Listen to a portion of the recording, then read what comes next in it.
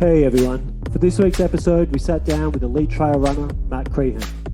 Matt is well known on the east coast of Australia and has some legit results under his belt, including wins at the Margaret River Ultra, the Alpine Challenge Miler and the Brisbane Trail Ultra Miler. Matt works full time, so we caught up at the end of a workday just before his Arvo long run. If you enjoyed this episode, it'd be greatly appreciated if you could press subscribe and make sure you leave a 5-star review on Apple or Spotify.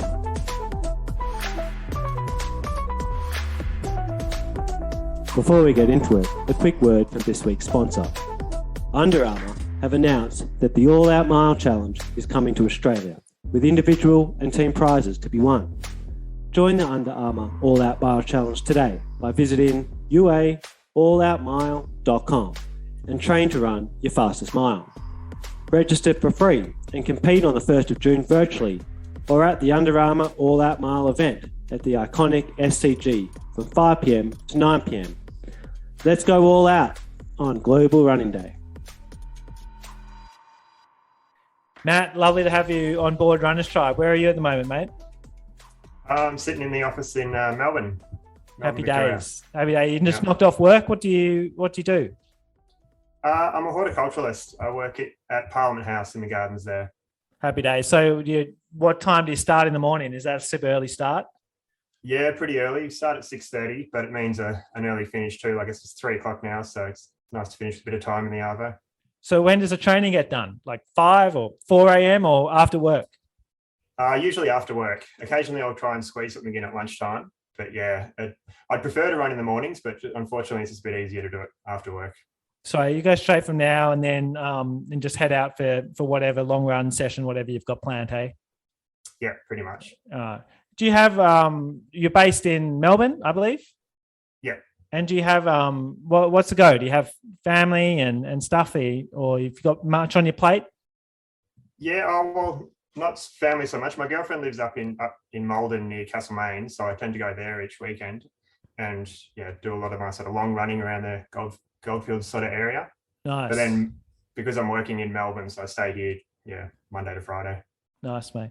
Tell me a little bit about, Runners Tribe has we've been around since 2008, but we have a community which is kind of track and road and towards that elite, semi-elite end of town focused. And the trail world is something that's growing and with our community. And tell everyone a little bit about yourself. Like, how did you get into the world of trail running? Well, I guess I've been running probably not for that long, maybe like 7 years or so. I kind of got into it through hiking more so, like rather than sort of traditional running in high school track cross country kind of thing. I just enjoyed being outdoors and then enjoyed hiking and then hiking a little bit faster and then figured you can see a lot more in a short amount of time if you're actually running in those environments. Gotcha. So growing up in high school, like you didn't do cross country or anything like that, just checked out? No, I did a bit of swimming. I did surf lifesaving and did a bit of swimming to keep fit, but nothing competitively or anything. But yeah. Nice. For those who don't know, Matt won the Margaret River Ultra last year in Western Australia, which is WA's premier trail event. And I think it's quickly growing on a national kind of scale as well, isn't it? Like it's more popular every year. And you were the winner last year, the 80K event. Tell me, that race, it's timely because the race is coming up this coming weekend. I assume you are not running again, or? No, unfortunately not. I did have a great time going over there for that race last year, but no, I'm not going down this time. How did you find it? Because it's not, obviously, there's not much climbing involved, but there's a lot of wind, a lot of sand, a lot of soft sand. How did you find all that? Yeah. Definitely a lot of sand, a lot more sand than I was anticipating. I kind of jumped in at last minute. I was training for UTA and Alpine Challenge, both quite hilly races, and I ended up sort of slotting that in between the two of them. So I didn't do a lot of specific training for it. And I think I kind of paid for it on those soft sand bits, but it's pretty beautiful coastline. So it kind of makes up for it. Yeah. And there are parts, right, that run through some of that Karri Forest and some of those big forests down there, is there? Yeah, that were probably my favorite parts, actually. Yeah, I think that's what a lot of people don't realize about WA. Like it's desert-like and barren, but there are some of Australia's most amazing forests down there too, eh? Yeah, yeah. I think they're the second tallest tree in Australia, those carries. So, yeah. Yeah. Oh man, they're amazing. So, all right, man. So what's happening? Like last year in 2021, I've seen that you ran quite a lot of races. I'm just going to like reel some of these off, but it was a whole bunch of races, and you, I think, came fourth at UTA. I think you won Alpine Challenge. You won obviously Margaret River, and a big schedule for you. Was that like a pretty massive year? It was a massive first half of the year, and it was kind of on par in terms of number of races. It was on par to what I'd been doing previously, but I actually, after the last race I did in July, Brisbane Trail Ultra, I got a stress fracture in my pelvis. So the second half, I didn't do any races. Gosh, is that your first stressy ever? Yeah, yeah. Oh man, let's hope it's your last, hey? Yeah, it certainly wasn't ideal.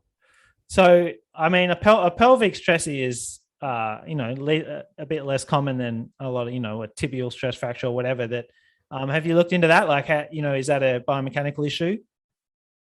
No, we haven't really nailed down exactly what caused it. It was probably the fact that I did race so often so many times in the first half of the year that definitely contributed to it. But whether it was also a bit of a deficiency or energy deficiency factor to it as well, I'm not quite sure. Gotcha, man. Hey, and so just looking at races. So what's happening for you now? Like, what's the next big race and that you have on the agenda? Next one's actually over in Italy, Lavaredo Ultra Trail in the Dolomites. So I'm heading over there at the start of June, and that's, I think, the 25th of June, the race day. Nice, man. So I was trying to figure out, like, if you've been overseas much, and like, I saw pretty much like most of your racing has been in Australia. Hey, like, if you've been overseas much yet? Not for racing, no. Okay. Yeah. And so how did this race come to be? Like, did you did they invite you, or did you just hunt it out and contact them? How did that work? Well, it's been a bit of a bucket list race for a while. I've done some hiking over there in that area, like based out of Cortina in the Dolomites, and it's just spectacular mountains like there. Just incredible. So yeah, it's been a bucket list for a while, and I just put an application in for an entry earlier in the year, and I kind of entered it quite a while ago, but then didn't want to get my hopes up too much in terms of travel, because you never know like these days, the last couple of years. Yeah. But now it's definitely looking like it's actually happening. So it's great. Nice, mate. And I believe you have a shoe sponsor, right? Like, is that correct? Yeah, La Sportiva. And they sponsor the race over there as well. Oh, nice. So how does it work? Like, if I'm about to ask, do they help you get over there, or is it just kind of product that they give, or? Yeah, it's just product at the stage. Yeah, gotcha. Yeah. So all right. So you're saving up. It's going to be a bit of a dent to the bank account, hey? Yeah, a little bit. Looking into accommodation in Cortina at the moment, it's certainly not cheap, but I think it'd be worth it. Do they have any camping options? No, not that. I think the hike that I did around the Dolomites last time, we were hiking from Refugio to Refugio. You're actually not allowed to camp in those mountains, but it's pretty spectacular. Like staying in these little huts, and you get dinner and breakfast and beers in the evening. It's pretty great. Yeah, that sounds epic. Like, it sounds super fun going overseas, running in a place that beautiful. What else is on the bucket list, man? If you got, I see most of your races are kind of 100K. You've got actually you've done a few 100-milers, hey. But what about Mont Blanc and those big epic, most famous races in the world? Is that on the bucket list too? Yeah, absolutely. I've had an entry to CCC, which is the 100K event at UTMB. And I've put that on the back burner just to do Lavaredo this year, but hopefully, fingers crossed, I'll get over to either do that or UTMB, the 100-miler next year. Right. And like, first to admit that my understanding of the point system is probably pretty shit. And so like, how does it work? Like, if you finish top 3 in this race, and then I see like, most of these races you do get you points, even the Brisbane Trail Ultra you did last year, the UTA Margs, these. Is it a matter of getting enough points and then putting an app in, and is it as simple as that, or it's still not really granted? Well, it sort of keeps changing, so no one's really sure how it works, to be honest. Yeah. Well, like with Lavaredo, that's put on by UTMB. They've bought out a whole bunch of races. Yeah. So if you get top 3 at Lavaredo, you do get an automatic entry into UTMB. Gotcha. I think with UTA, if you get top 3, you get an automatic entry into the CCC. It's the 100K, not the 100 miler. All right. And so with that race, like, obviously, fit dude, the goal for you is top 3, is it? Is he just going to go out there and just think, fuck it, I'm going to get top 3? Yeah, well, I don't know. That might be a bit of a stretch, but that would be the goal. Yeah, I'll give it a crack. All right. Oh man. So how does it work? Like a dude coming from a kind of a track background, like, does it, that early pace, like what fascinates me is like that first, say 20K of 100 miler, like, do you give a shit about the guys in front of you?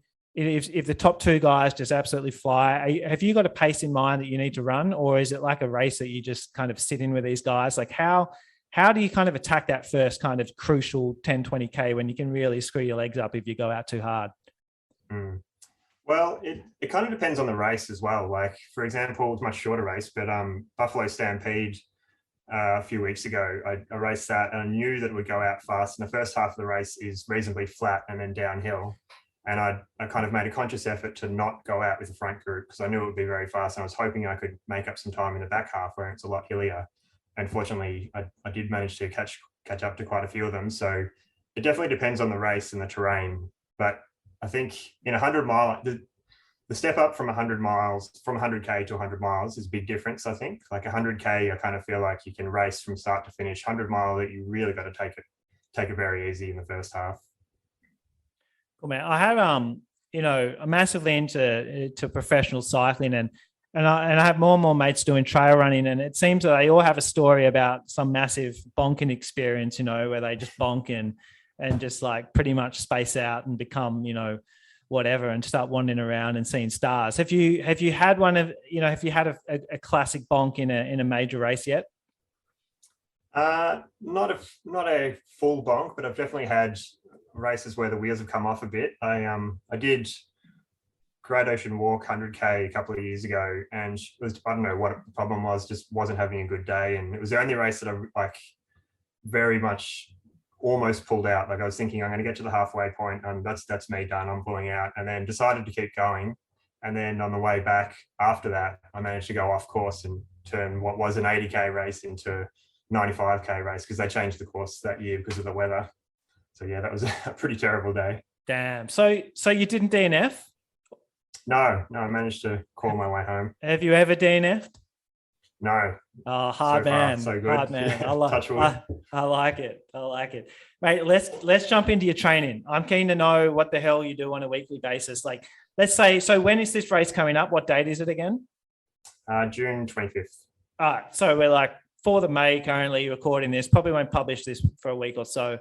Okay. And so you're smack bang, you've got a race coming up, in 6 weeks or whatever. So what are you doing at the moment? Like, are you, let's just run through it. What do you do on a Monday? Monday is actually a day off day off running anyway. But I'll still get a bike ride in and some swimming. So how long do you spend on the bike? Usually just about an hour.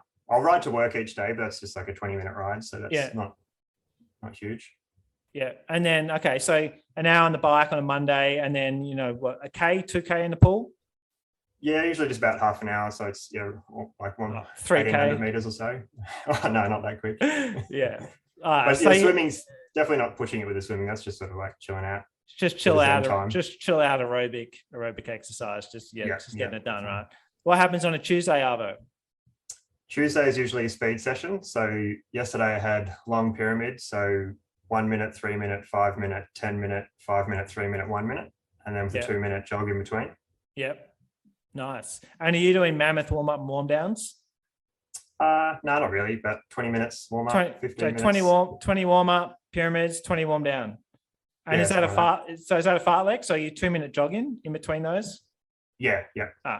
Sweet. So a pretty standard session that you'd find runners of many distances doing. So that's cool. What about a Wednesday? Yeah. Wednesday, the Savo, I've got I think it's 18K easy, so I'll just do that through the trails like Yarra Bend Park. Just jump on trail and just run at a talking pace, just cruising along. Yeah, pretty much. Man. Thursday? Thursday, I think I've got 8 by 2 minute hills tomorrow. Usually sort of a hill session on a Thursday. 8 by 2 minute hills. Are we talking about legit steep as hills, or are we talking about, chilled out hills? Depends on the week. I'll sort of mix it up a bit. I think tomorrow's gonna be more runnable hills. So yeah, still like pushing quite a hard effort, but on a runnable hill. Cool. And just jog back down. Yep. Nice. Friday, again, a bit of an easier day, just a half an hour jog, another hour on the bike. gotcha. Saturday, usually a speed session of some sort. I can't remember what I've got on the plan for this week, but it'll be, some sort of either hill reps or interval session again. Cool. And then Sunday long run. How long are we talking Sunday? At the moment, doing 3.5 hours. 3.5 hours. Oh, okay, cool. Yeah. Cool. I should add in as well that I'm only sort of still slowly building up from being injured. So yeah, mileage is not quite where it was last year during peak training, but certainly getting back there. Yeah, right. Okay. So is that mileage? Is that about 80% of what maybe it would be? Yeah, I reckon probably about that. Yeah, cool. So maybe that Wednesday, instead of 18K, if your peak, you'd be, 23, 24, 25 or something. Yeah. Well, the other thing is I've actually got a coach now, which I never did have the last few years. So my training structure has changed a lot over the last kind of 9 months, 12 months. Yeah, cool. Man, I was expecting you to say your training was like, kind of a lot more distance and, 2 sessions a week. That's kind of cool. It's not too dissimilar to some guys knocking out 10Ks and 5Ks, but I guess that Sunday run maybe is a bit longer. So, Nice. Moving on to nutrition, man. I just want to get an idea of what's happening to you, during a 100 miler. Do you have a nutrition sponsor that's going to kind of skew the answers to this, or no, it's totally unbiased. Oh yeah, good man. What do you eat and what do you drink during a 100 miler?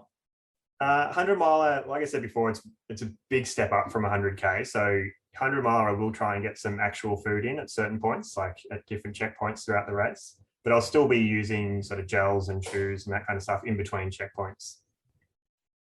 Nice. So gels, and then and what about, is it just water, or you put in Tailwind or one of those carbohydrate drinks in the water bottle?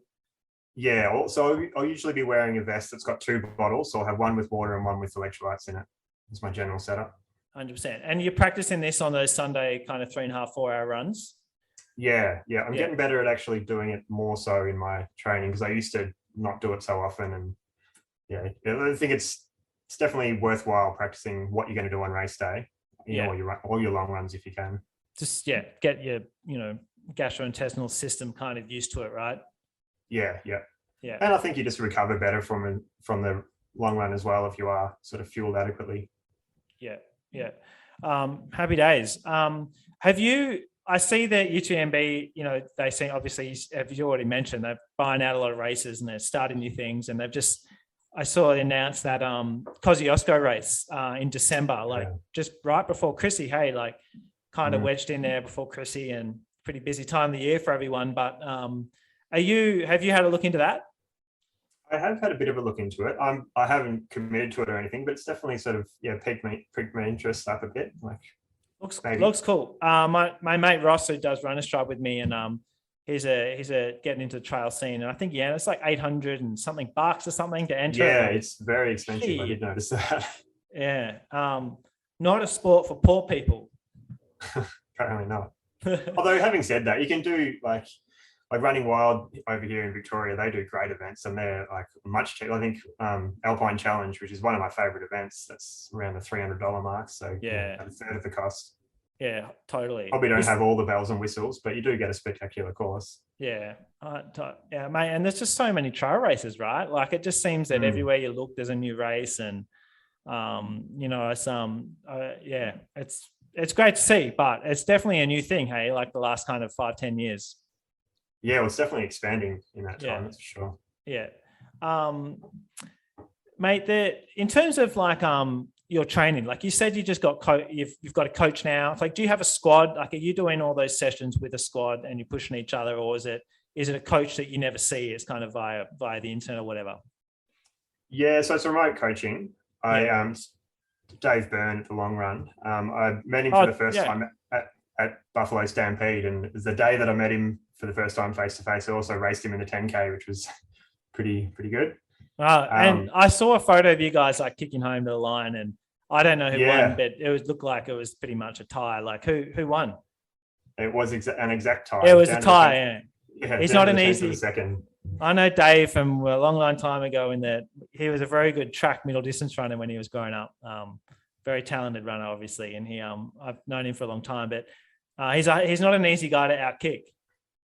No, well, I was really worried. I passed him. It's 10K, but basically straight up a hill, straight back down a hill. I passed him at the top of the hill and was worried that he was going to come flying past me at any moment, especially the last K is kind of flatter through the caravan park. And I could hear him breathing in my ear the whole way through. So it was it would have been nice. It would have been nice just to beat him just a little bit, just to give him some shit, you know? Yeah. Happy days. Okay. So Dave, Bernie coaches you and do you communicate with him pretty regularly? Yeah, reasonably regularly. We don't have like a set schedule where we talk or anything, but it's just send him a message whenever I need to quiz him on anything. Oh man, that's awesome. And do you have some mates there that you're knocking these out with, or is it just Dave sets it, you just go out by yourself and just knock it out? Yeah, not so much the sessions. Like I tend to do the sessions by myself, but a lot of the easy runs and the long runs I'll do with mates. Okay, 100%. Gotcha. Quickly, I have a mate that wants me to ask about UTA last year. I think did you get third or fourth? I think you came fourth, right? Fourth, yeah. Yeah. How was that run, man? Like, is that something you're going to go back and attack in October this year? I do have an entry for it. I still got to work out what I'm doing for the second half of this year, but it was a good run. I was pretty happy with fourth, but I was also a little bit disappointed with my time and how the day unfolded. That Margaret River that you mentioned before, I raced that 2 weeks beforehand, and 2 weeks before that I did Alpine Challenge. So my legs were probably a little bit overdone going into it, which was a little bit frustrating in the back half. Yeah.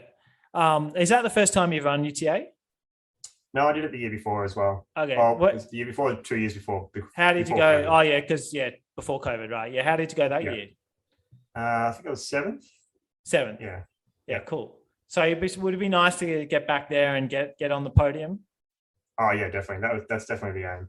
Yeah, and in in the Australian trail running world, is that still very much the race that kind of just sets up, is way more popular? Is that the one everyone wants to win? Is what I'm trying to get out. Yeah, I think it is, and I think even just participation wise, it's one of the biggest trail races in the world. Like it's a lot of people there for the weekend. Yeah, awesome, mate.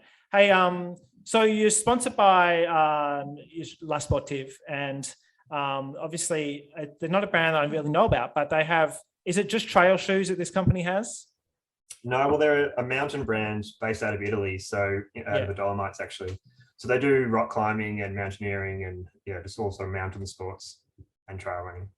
Awesome, man. And so, look, what else is happening in terms of you, mate? Like you've got, I think we've touched on your training. What is the one big race that is on your kind of cards that you want to win in your career?